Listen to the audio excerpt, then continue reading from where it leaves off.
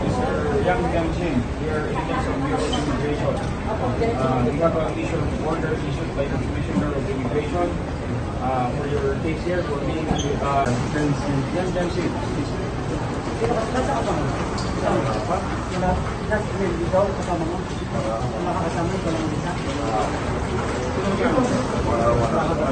You have your passports with you? ID mo. Ate mo ba may isa pa kasama yung binigyan pa rin yung isa? Nabigay tabi-tabi pa rin ba?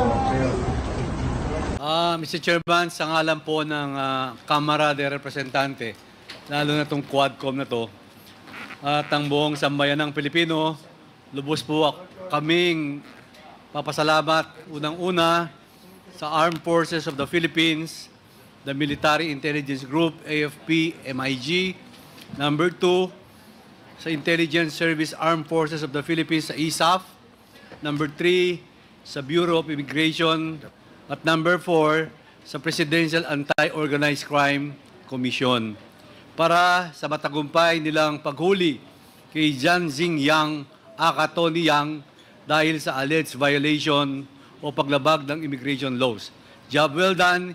Ito po ay isang statement na nagpapakitang hindi titigil ang administrasyon na to sa pagtulong-tulungan hanggat masupil natin at mapanagot ang mga tao sa likod ng mga iligal na gawain ito. Takal pong salamat. May pabingi po kay Katabungan. Thank you, Mr. Chairman. Thank you.